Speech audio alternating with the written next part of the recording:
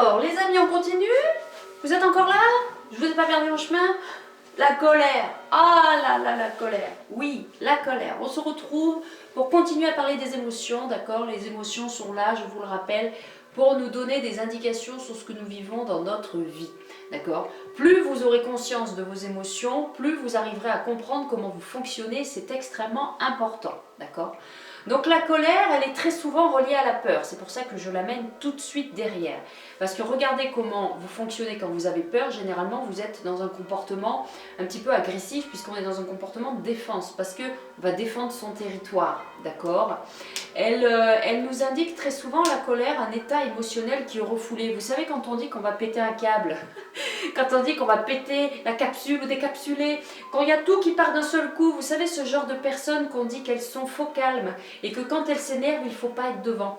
Voilà, c'est parce que très souvent les gens ils ne veulent pas faire d'histoire, n'oubliez jamais, hein, on ne va pas au conflit.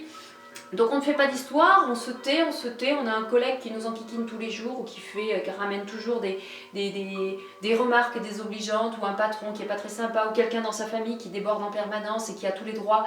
Donc là on se tait, on dit rien, on garde. Et le problème c'est qu'on emmagasine à l'intérieur de nous pour ne pas faire d'histoire. Et ce qui se passe c'est que dans notre corps énergétique il y a des fragments qui vont se faire et ce qui va fragiliser notre énergie, fragiliser notre corps, d'accord? Alors la colère elle s'installe à quel moment? Lorsque il y a une non-concordance dans la valeur des choses. C'est-à-dire que très souvent, c'est quand quelque chose n'est pas en accord avec ce que l'on pense qu'on est en colère, quand les choses nous prennent extrêmement à cœur, quand on est dans une entreprise ou quand on est dans une association et qu'on a une façon de voir les choses et que les personnes à côté de nous ne voient pas les choses comme nous et en plus font n'importe quoi, c'est pas en concordance avec nos valeurs à nous, donc ça va pas nous plaire, donc ça va nous mettre en colère. D'accord? Pour ça qu'on a beaucoup de colère en politique et tout ça, parce que voilà, quand c'est pas en accord avec nos valeurs, et ben on n'est pas d'accord. On a tous le droit d'avoir nos opinions, d'accord? On a tous le droit d'être différents, c'est ce qui fait la richesse de l'humanité, mais nous n'avons pas le droit d'imposer à tout à chacun nos propres convictions et nos valeurs, bien évidemment. Et le problème dans tout ceci, c'est surtout le respect le non-respect de l'espace de l'autre. Voilà. Donc la colère nous ramène à la conquête de territoire et à l'injustice. Donc c'est quelque chose qui peut être à la fois conscient, mais qui peut être surtout inconscient. D'accord? La colère, donc, qui nous ramène à l'injustice. Donc, qu'est-ce qu'on pourrait dire par rapport à l'injustice? On va souvent être en colère quand quelque chose nous dépasse ou quelque chose nous affecte au plus profond de nous-mêmes. Et une fois de plus, ça va nous ramener à cette notion de valeur, de que quand quelque chose n'est pas en concordance avec nous, eh bien, ça va nous foutre les boules, ça va nous foutre en colère. La colère, elle apparaît aussi quand on est dans un manque de reconnaissance de l'extérieur et de considération. Vous savez, quand vous bossez comme un dingue, que vous faites beaucoup d'heures toutes les semaines, et que votre collègue qui est à côté de vous, qui emmène pas large et qui ne fait quasiment rien, a exactement le même résultat à la fin du mois, je peux comprendre que certains d'entre vous soient un petit peu en colère. D'accord? Donc le manque de reconnaissance c'est très important parce que quand on a toujours de vilaines phrases dans notre société qui dit qu'on est toujours reproché et jamais félicité, ça commence dès l'école. Je vous en supplie, chers parents, félicitez vos enfants le plus souvent possible quand ils font quelque chose et arrêtez de leur gueuler dessus parce que c'est vraiment très important la considération. Parce que quand on n'est pas considéré quand on est enfant, et ça c'est un message qui doit passer, et il va probablement parler à plusieurs d'entre vous, quand on n'est pas considéré dans son enfance, en fait ça fait de nous des adultes complètement frustrés sur le regard des autres. D'accord? On n'a pas besoin de prouver à qui que ce soit notre valeur et ce qu'on est capable de faire à partir du moment où on connaît nous-mêmes notre propre valeur et qu'on sait exactement ce que l'on vaut, que ce soit dans le travail, que ce soit dans le couple, dans les amitiés. D'accord? Mais on est très souvent à la recherche de la considération de l'extérieur. Et pourquoi? Parce que peut-être qu'on n'a pas eu assez de confiance dans notre enfance par rapport à la considération et que nos parents n'étaient pas tout le temps là à nous féliciter tous les 4 matins quand on faisait quelque chose de bien, mais plutôt à nous faire des reproches quand ça n'allait pas, quand on n'avait pas les bons résultats scolaires ou quand on ne faisait pas ce qu'il fallait.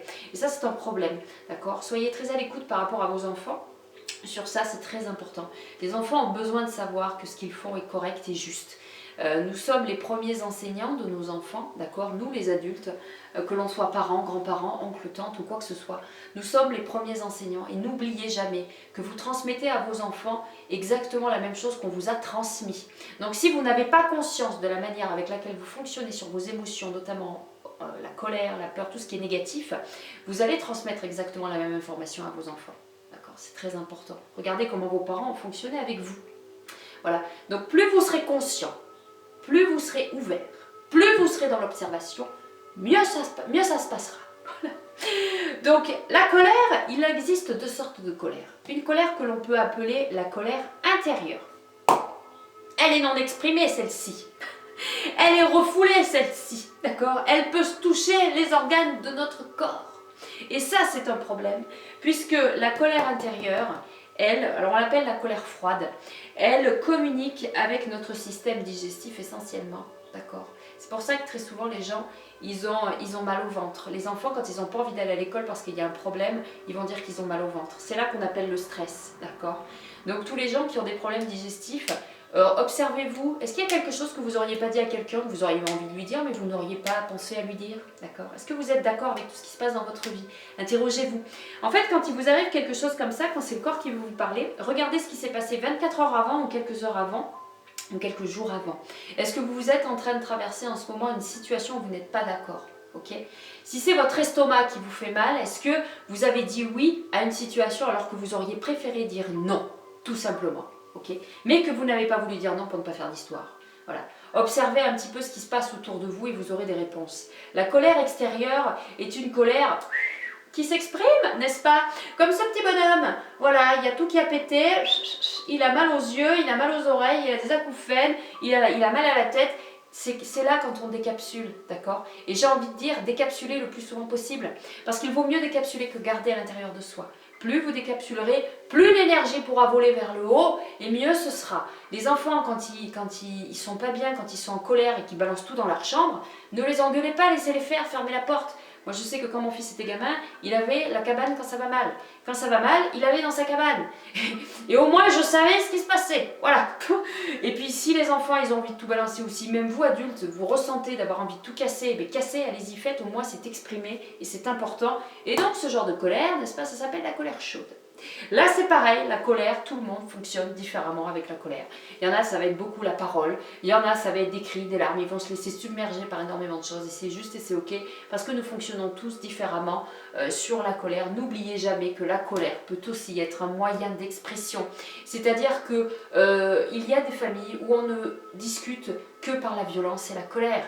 Il y a des gens qui élèvent leurs enfants dans la colère parce que c'est un moyen d'expression et les gens qui sont comme ça, il ne faut pas s'étonner si plus tard vous êtes dans un environnement où vous avez autour de vous des personnes qui ne comprennent que les gifles et les claques parce que la colère et la violence sont aussi des moyens d'expression qui existent malheureusement et qui ne s'expriment, la parole, le je t'aime ne s'exprime que comme ça. C'est comme quand vous tabassez un chien, pour lui ça va être du je t'aime. Un enfant qui se fait tabasser, pour lui ça va être du je t'aime. Un enfant qui voit sa mère se faire tabasser ou son père se faire tabasser, ça va être du je t'aime pour lui et il fonctionnera plus comme ça plus tard parce que pour lui la colère est le seul et unique moyen de communication qu'il connaît.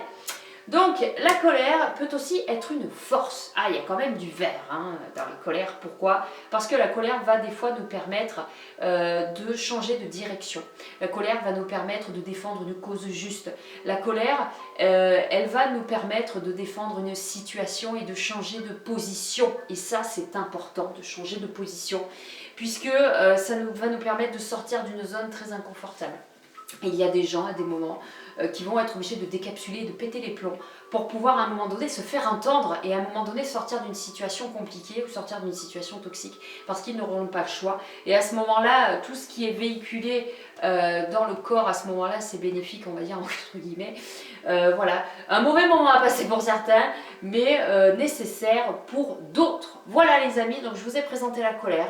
Nous allons continuer, nous allons partir sur quelque chose, j'ai l'impression d'un petit peu plus léger. Attendez, je regarde. Voyons voir. Ah oui, vous allez voir. C'est d'autant plus léger.